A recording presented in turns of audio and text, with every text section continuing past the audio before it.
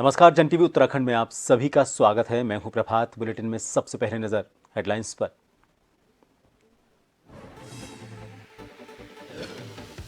Uttarakhand budget सत्र का आज तीसरा दिन। आर्थिक सर्वेक्षण रिपोर्ट पेश करेगी सरकार। राज्यपाल के अभिभाषण पर धन्यवाद प्रस्ताव। खिलाड़ियों के लिए क्षैतिज आरक्षण विधेयक, पंचायती राज संशोधन समेत 4 बिल होंगे पास। लोकसभा चुनाव को लेकर दिल्ली में आज 8 राज्यों के बीजेपी नेताओं की बैठक। सीएम धामी जा सकते हैं दिल्ली। देहरादून में बीजेपी प्रदेश कार्यालय में हुई पार्लियामेंट्री बोर्ड की बैठक।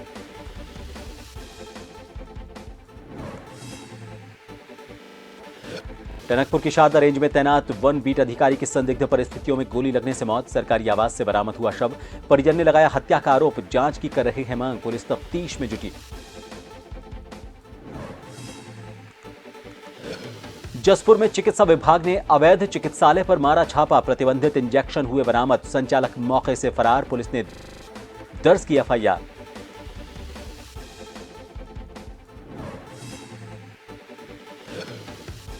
और सरोवर नगरी नैनीताल में लंबे अंतराल के इंतजार के बाद हुआ हिमपात।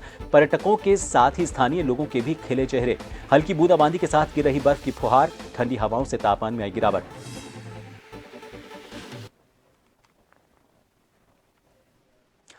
उत्तराखंड बजट सत्र का आज तीसरा दिन है। आज सरकार आर्थिक सर्वेक्षण रिपोर्ट पेश करेगी।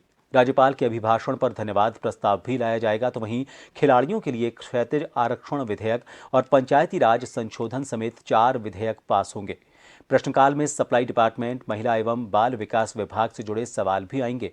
इससे पहले विधानसभा में वित्त वर्ष 2024-25 के लिए मंगलवार को वित्त मंत्री प्रेमचंद अग्रवाल ने 89,000 करोड़ रुपए से ज्यादा का बजट पेश किया था।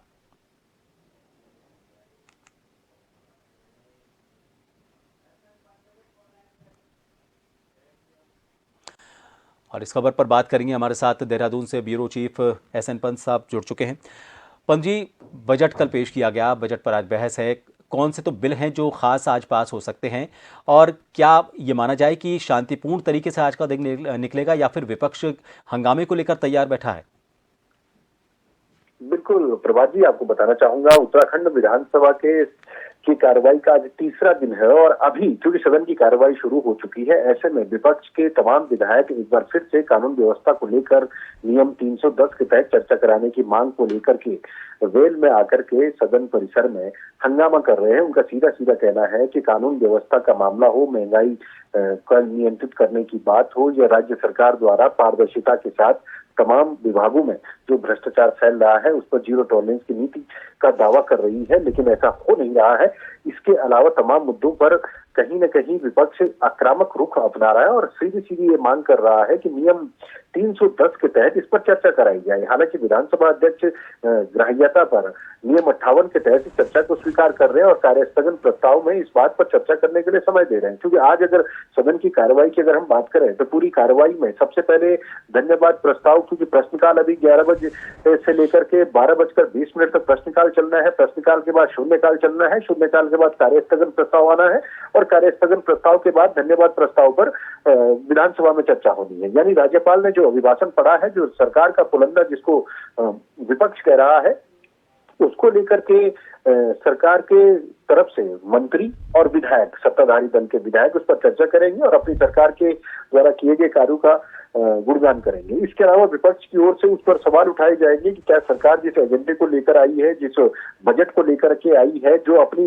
वाहवाही सरकार चारों तरफ से कराना चाहती है, क्या वो वाकई में सही है या वाकई में सरकार ने केवल एक लोक लुभावन बजट बना करके इतिश्री कर दी है। इसको लेकर क्योंकि असली जो प्रक्रिया होगी वो 4 बजे के बाद होगी। 4 बजे के बाद जो तकरीबन सदन में 6 विधेयक रखे जाएंगे, उन विधेयकों को भी सरकार पारित कराने का प्रयास करेगी। और कल का सबसे महत्वपूर्ण दिन होगा कि विभागवार अनुज्ञाएं कल मांगी जाएंगी, लेकिन उसमें विपक्ष अपनी क्या महत्वपूर्ण भूमिका निभाता है। विपक्ष ने सीधा आरोप लगाया है कि कार्य मंत्रणा समिति की बैठक में 3 दिन का जो बिजनेस एजेंडा तय किया गया था, उसके बाद कार्य मंत्रणा की समिति में अगले 2 दिन की रूपरेखा तय नहीं की गई है। और विपक्ष के जो 2 प्रतिनिधि थे जिन्होंने कार्य मंत्रणा समिति का बहिष्कार किया था, उनकी गैरहाजिरी में ही कार्य मंत्रणा समिति ने अपने एजेंडे को तय किया है। यानी आरोप और प्रत्यारोप का दौर लगातार चल रहा है। लेकिन प्रभात जी, सबसे बड़ी बात यह है कि उत्तराखंड के बजट में इस बार तकरीबन 15 से 20% की बढ़ोतरी की गई है, यानी 89,000 करोड़ का बजट उत्तराखंड के लिए रखा गया है। लेकिन सबसे बड़ी बात, और यहाँ पर मैं कहूंगा कि ये दुर्भाग्य है उत्तराखंड का, कि राज्य सरकार बहुत अच्छे प्लानिंग के साथ बजट को बढ़ा करके काम करना चाहती है, लेकिन विभागीय अधिकारी कहें या विभागीय मंत्री कहें, अपने विभागों का पूरा बजट खर्च नहीं कर पाते हैं और बजट लैप्स हो जाता है। जिस तरीके से बजट को बढ़ाने में सरकार ने दिलचस्पी दिखाई है, मतलब अपनी इच्छा शक्ति दिखाई है, अगर खर्च करने में भी यही इच्छा शक्ति नजर आती तो शायद पूरे पैसे का सर्वांगीण विकास उत्तराखंड का हो पाता और विपक्ष को भी बोलने का मौका नहीं मिलता। बहुत शुक्रिया पंसव हमसे जुड़ने के लिए। तो आपको बता दें कि विपक्ष फिलहाल हंगामा कर रहा है। कानून व्यवस्था सहित कई मामले हैं जिनको लेकर उसने हंगामा किया और ये कहना है उसका कि नियम 310 के तहत चर्चा की जानी चाहिए, लेकिन फिलहाल इस मांग को लेकर कोई बात सामने नहीं आई है। लेकिन पूरी तैयारी के साथ विपक्ष इस पूरे मामले में विधानसभा की कार्यवाही को बाधित करने की जो कोशिश चल रही है, उस बीच आज कई विधेयक भी पेश किए जाएंगे, महत्वपूर्ण विधेयक कहे जाएंगे। कल का दिन काफ़ी महत्वपूर्ण कहा जा सकता है, जब इस पूरे मामले में धन्यवाद प्रस्ताव पर अपनी तरफ से बात रखी जाएगी मुख्यमंत्री की तरफ से। फिलहाल चर्चा चल रही है और देखना होगा कि आज के दिन हंगामे के बीच कितनी सार्थक चर्चा हो पाती है। इधर उत्तराखंड कांग्रेस और इंडिया गठबंधन के सहयोगी दलों द्वारा विधानसभा का प्रतीकात्मक सत्र गैरसैंण में आयोजित किया गया, जिसमें विधायक, मंत्री सहित मुख्यमंत्री बनाए गए और सदन की कार्रवाई शुरू की गई। दूसरी तरफ भाजपा ने इसको कांग्रेस का ढोंग बताया। भाजपा प्रदेश अध्यक्ष महेंद्र भट्ट ने कहा कि ना तो ये मंत्री बनने वाले हैं, ना विधायक, कांग्रेस बस नाटक ही कर सकती है। उन्होंने आगे कहा कि सत्र न करने के पीछे कांग्रेस को पहले उन विधायकों से पूछना चाहिए जिन्होंने गैरसैंण सत्र न करने के पक्ष में अपनी सहमति जाहिर की थी। ना मुख्यमंत्री बनाने वाले हैं, ना मंत्री बनाने वाले हैं। नाटक करने का अंतिम स्कोप है, वो नाटक वो कर सकते हैं। सबसे बड़ी बात तो है कि कांग्रेस ने अगर तय किया था कि जिनके विधायक जिन्होंने गैरसैंण चुनाव में जो है सत्र न हो, उसके लिए जो लिखित में दिया, पहले कांग्रेस उनसे बातचीत करे, उनको विषय को समझे, उन पर कार्रवाई करे, तब इस प्रकार नाटक करे। ये नाटक करने से कोई लाभ कांग्रेस को मिलने वाला नहीं है। लोकसभा चुनाव में उत्तराखंड की 5 सीटों पर प्रत्याशी उतारने को लेकर देहरादून में भाजपा प्रदेश कार्यालय में पार्लियामेंट्री बोर्ड की बैठक हुई। प्रदेश अध्यक्ष महेंद्र भट्ट की अध्यक्षता में हुई इस बैठक में प्रत्याशियों के नाम को लेकर मंथन किया गया, जिसको लेकर महेंद्र भट्ट ने कहा कि हर लोकसभा क्षेत्र से हमारे पास प्रत्याशियों के नाम आए हैं, जिन्हें केंद्रीय पार्लियामेंट्री बोर्ड को भेजा जाएगा। इसके बाद वहां से प्रत्याशियों के नामों की घोषणा की जाएगी। समिति की बैठक थी। बैठक में हमारे चुनाव के प्रभारी दुष्यंत गौतम जी आए हुए थे।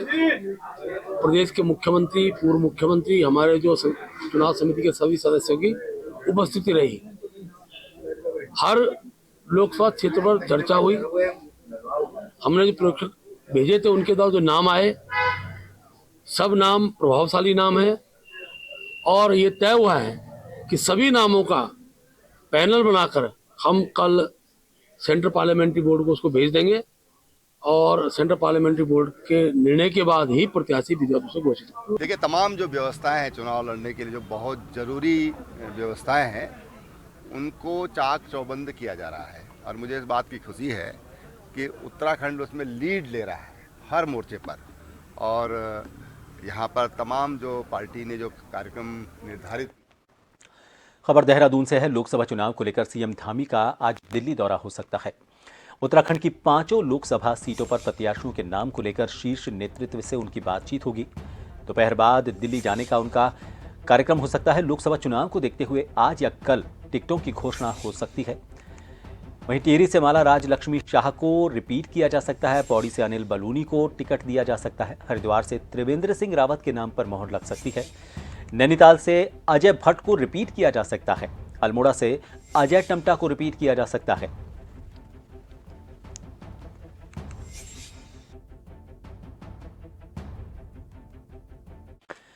और इस खबर पर बात करेंगे। हमारे साथ देहरादून से हमारे वरिष्ठ सहयोगी हिमांशु बरमोला लाइव जुड़ चुके हैं। हिमांशु, सीटों पे नामों का ऐलान को लेकर आज महत्वपूर्ण बैठक दिल्ली में हो सकती है। धामी वहां पर पहुंच सकते हैं। एक तो नामों को लेकर अब तक जो संभावनाएं हैं, जो संभावित नाम हैं, उनमें ज्यादातर रिपीट बताए जा रहे हैं।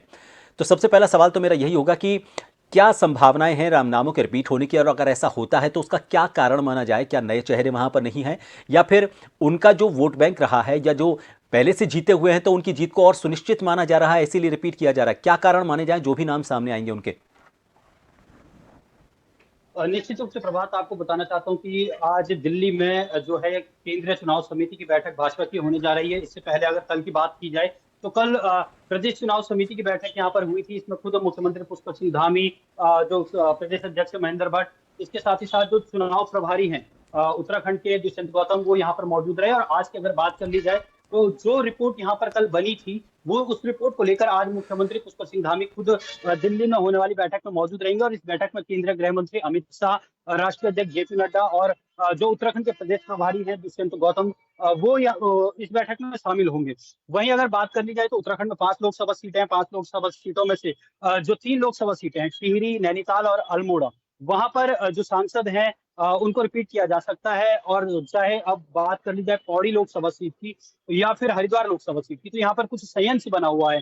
पौड़ी लोकसभा सीट की अगर बात कर ली जाए तो यहाँ पर तीरथ सिंह रावत वर्तमान में सांसद हैं। और ऐसी उम्मीद कयास भी लगाए जा रहे हैं कि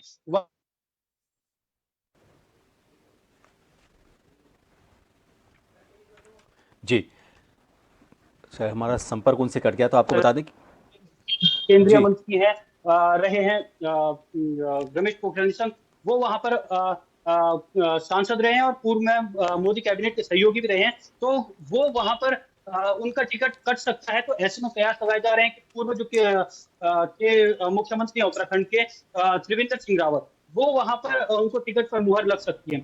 वहीं अगर बात कर ली जाए तो समीकरण भी बहुत मायने रखते हैं इन लोकसभा सीटों में उत्तराखंड के लिहाज से देखा जाए तो। इसी के साथ ही साथ टिहरी की अगर बात कर ली जाए तो टिहरी में महिलाओं को और जो यहाँ पर ठाकुर है उनको साथ की कोशिश की जा रही है। और इसी के तहत वहां पर उनको रिपीट किया जा सकता है। हालांकि कयास पहले ये भी लगाए जा रहे थे कि उनका टिकट वहां पर कट सकता है। तो ऐसे में आज एक दिल्ली में बड़ी बैठक होने जा रही है। बड़ी बैठक मुख्यमंत्री पुष्कर सिंह धामी खुद जो प्रस्ताव, जिन नामों पर यहाँ पर कल चर्चा की गई थी, उन नामों को लेकर आज दिल्ली जा रहे हैं और उन पर आज चर्चा हो सकती है। जी प्रभात।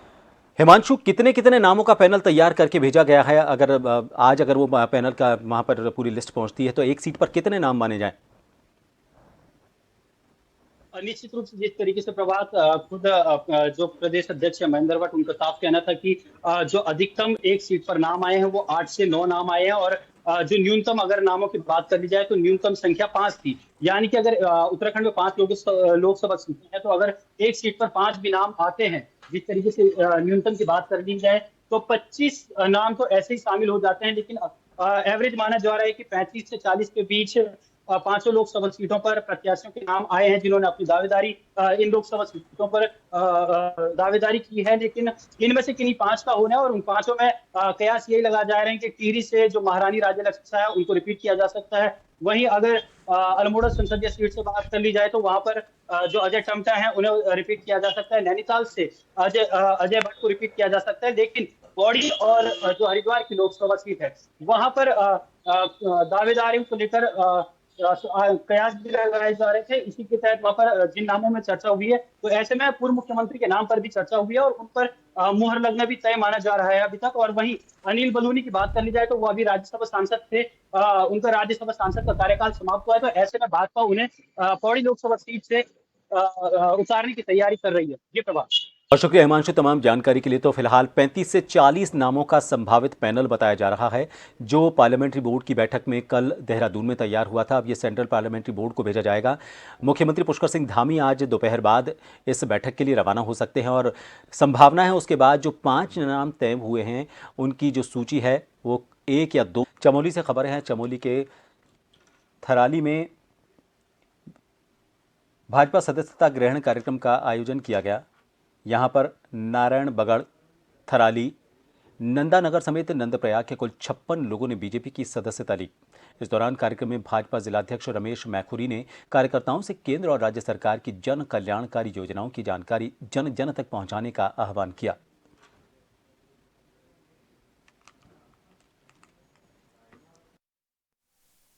विधानसभा में 433 लोगों ने सदस्यता ली। ऐसे ही कल थराली कंट्राक्ट विधानसभा के अंदर भी अपना पार्टी ज्वाइनिंग का कार्यक्रम था।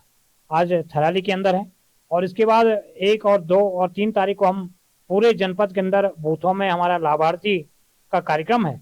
जिन लोगों को सरकार के द्वारा लाभ मिला है ऐसे लोगों से मिलाने का कार्यक्रम है। और ऐसे ही 4 तारीख को पूरे विधानसभाओं के अंदर लाभार्थी सम्मेलन है और 7 और 8 तारीख को पुनः पूरे विधानसभाओं के सख्त केंद्र से स्तर के ऊपर के कार्यकर्ताओं का और बड़े बड़े सम्मेलन हमारे होने वाले हैं। पंतनगर एयरपोर्ट से देहरादून और पिथौरागढ़ के लिए हवाई सेवा शुरू हो गई है। सांसद प्रतिनिधि योगेश वर्मा ने इसका एयरपोर्ट अधिकारियों के साथ दीप प्रज्वलित करने के बाद रिबन काट कर शुभारंभ किया।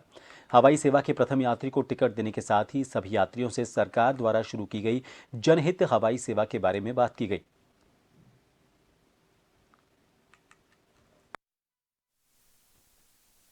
सरकार द्वारा जो हमारी एयर कनेक्टिविटी है उनको जो बहुत मजबूत स्थिति में किया जा रहा है, जिससे हमारे जो वहाँ के स्थानीय लोग हैं उनको आवागमन में बहुत सुविधा हो सके। और जो हमारे सीमांत क्षेत्र के पर्यटन स्थल हैं, जैसे हमारे यहाँ से देहरादून से पंतनगर और पिथौरागढ़ की जो फ्लाइट शुरू हुई है, वहाँ पे जो पर्यटन स्थल हमारे चंपावत हैं, अल्मोड़ा है, मुनस्यारी है, उधर आगे भी जहाँ पे हमारे माननीय प्रधानमंत्री जी भी जो पूरे उत्तराखंड से दून पहुंचे जल निगम एवं जल संस्थान के कर्मचारियों ने विधानसभा कूच किया। जल निगम जल संस्थान संयुक्त मोर्चा के कर्मचारियों को रिस्पना पुल के पास रोका गया। इससे नाराज कर्मचारी सड़क पर ही धरने पर बैठ गए। जल संस्थान और जल निगम के संयोजक रमेश बिंजुला ने कहा कि उनकी सिर्फ एक मुख्य मांग है कि जल संस्थान और जल निगम को एक संस्थान के अंतर्गत किया जाए और दोनों संस्थान के कर्मचारियों को समय पर वेतन मिले। इसके लिए कई बार सरकार ने आश्वासन दिया, लेकिन अभी तक कोई असर देखने को नहीं मिला। उन्होंने कहा कि यदि उनकी मांगें पूरी नहीं हुई तो इससे भी बड़ी महारैली होगी। ये हम अपनी सिर्फ एक मांग को लेकर के हम आज सड़कों पे उतरे हैं। राजकीयकरण के विषय को लेकर के हम आज सड़कों पे उतरे हैं और ये लड़ाई राजकीयकरण की हमारी आज की नहीं है। हम 2010 से जो है अपनी इस लड़ाई को लड़ते हुए जा रहे थे कि जल निगम और जल संस्थान के एकीकरण करो और हमें राजकीयकरण करो। लेकिन आज सबसे बड़ी अच्छी बात यह है कि हम जल निगम और जल संस्थान एक होकर के अपने राजकीयकरण की बात कर रहे हैं और दूसरी तरफ जनता की बात को कर रहे हैं कि अगर जनता को प्रशासन ने अगर सही पानी पिलाने की बात की है तो हमें राजकीयकरण करना पड़ेगा। केंद्र सरकार के खिलाफ चल रहे किसानों के प्रदर्शन के समर्थन में सितारगंज के सैकड़ों किसान ट्रैक्टरों पर झंडे लगाकर सड़कों पर नजर आए। बड़ी संख्या में किसान ट्रैक्टरों पर सवार हुए और बिष्टी चौराहा से महाराणा प्रताप चौक होते हुए किच्छा रोड पर इकट्ठा हुए। इससे एक तरफ रोड बंद कर दिया गया और लोग यहां पर किसान फिर धरने पर बैठ गए। पुलिस प्रशासन भी इस दौरान मुस्तैद दिखाई दिया। एसकेएम की तरफ से संयुक्त किसान मोर्चे की तरफ से कॉल दी गई थी, जो पंजाब के किसानों पर सदर किया गया है, उसके विरोध में सभी किसानों में ऑल इंडिया में ही विरोध प्रदर्शन है। हरिद्वार से लेके ग्रेटर नोएडा तक, गाजीपुर बॉर्डर तक ट्रैक्टरों की लाइन लगी हुई है। राष्ट्रीय चैनल आज दिखाना शुरू करा है, मीडिया ने भी आज दिखाना शुरू करा है। इसी पक्ष में सितारगंज में हजारों ट्रैक्टर लेके किसानों ने प्रदर्शन किया है। किसानों के, पंजाब के किसानों के, हरियाणा के किसानों के समर्थन। जसपुर के मोहल्ला जुलाहान में हेल्थ केयर सेंटर में छापामारी की गई। टीम को अचानक आता देख हड़कंप मच गया। छापामारी में चिकित्सा अधिकारी ने बताया कि अवैधानिक रूप से चल रहे इस चिकित्सालय को शाहनवाज चला रहा था। इसके चिकित्सालय से प्रतिबंधित इंजेक्शन भी बरामद हुए हैं, जिसे जसपुर पुलिस के सुपुर्द कर चिकित्सालय को सील कर दिया गया। हालांकि मौके से चिकित्सालय संचालक फरार हो गया, जिसके खिलाफ अधीक्षक की तहरीर पर कोतवाली में मुकदमा दायर कर दिया गया है। अधीक्षक ने बताया कि नामचीन महिला चिकित्सक द्वारा जसपुर के कई अवैध चिकित्सालय केंद्र खोलकर महिला रोग विशेषज्ञों के रूप में जच्चा जननी हो या फिर गर्भपात, सभी काम बखूबी चलने की चर्चाएं जोरों पर चल रही थी। इसी को लेकर जसनगर क्षेत्र में लगातार अवैध चिकित्सालय पर छापामारी अभियान ये चलाया गया। कई अस्पताल लगातार सीज किए जा रहे हैं। एक अवैध क्लिनिक चल रहा है। आज हमने अपनी टीम के साथ यहाँ पे छापा मारा तो पता लगा कि यहाँ पे अंदर बाहर कोई बोर्ड नहीं है, कुछ नहीं है। और उसके बावजूद अंदर यहाँ पे काफ़ी मात्रा में दवाइयाँ हैं। अंदर लेबर टेबल पड़ी हुई है, ओटी के सामान है और उससे रिलेटेड काफ़ी सामग्री यहाँ पे पाई गई है। और इसमें जो है मेन ये है कि एनडीपीएस के अंतर्गत जो प्रतिबंधित दवाइयाँ हैं वो भी यहाँ से मिली है। तो पुलिस को बुला लिया गया है और यहाँ से मजिस्ट्रेट को भी, एसडीएम साहब को भी खबर कर दी गई। क्योंकि एसडीएम साहब अभी शायद बाहर हैं कहीं स्टेशन पे, तो वहाँ में यहाँ पे पॉसिबल नहीं है। उनको फोन से सूचना दी। टनकपुर की शारदा रेंज में तैनात वन बीट अधिकारी की संदिग्ध परिस्थितियों में गोली लगने से मौत हो गई। इसकी सूचना मिलने के बाद वन विभाग में हड़कंप मच गया। बताया जा रहा है कि वनकर्मी का शव उसके सरकारी आवास कलोनिया से बरामद हुआ। परिजन हत्या का आरोप लगाते हुए पुलिस से जांच की मांग कर रहे हैं। फिलहाल वन विभाग और पुलिस की टीम मौत के कारणों का पता लगाने में जुटी हुई है। वही हमें एक अप्रिय समाचार मिला कि हमारे हल्द्वानी वन प्रभाग की शारदा रेंज के कलोनिया क्षेत्र में कार्यरत वन आरक्षी फॉरेस्ट गार्ड हरीश जोशी मृत अवस्था में पाए गए हैं। सेना पानी वन विश्राम भवन के ही जो परिसर में एक चौकी है, अपने जिस पर वो रहते थे, गश्त के बाद विश्राम करते थे, वैसे उनका जो चौकी थी कलोनिया चौकी थी। तो सेना पानी चौकी में वो मृत अवस्था में पाए गए। तो घटना के बारे में सुनते ही हमारा समस्त स्टाफ और पुलिस को भी इसकी जानकारी दी गई। निर्वाचन विभाग की ओर से स्वीप कार्यक्रम के तहत चमोली जिलाधिकारी कार्यालय से दिव्यांग रथ रवाना किया गया। जिला निर्वाचन अधिकारी हिमांशु खुराना और स्वीप के नोडल अधिकारी अभिनव शाह ने वाहनों को हरी झंडी दिखाकर रवाना किया। दिव्यांग रथ जनपद में भ्रमण कर दिव्यांग मतदाताओं को निर्वाचन विभाग की ओर से दी जाने वाली सुविधाओं की जानकारी देते हुए सक्षम ऐप पर पंजीकरण करने के लिए प्रेरित करेगा।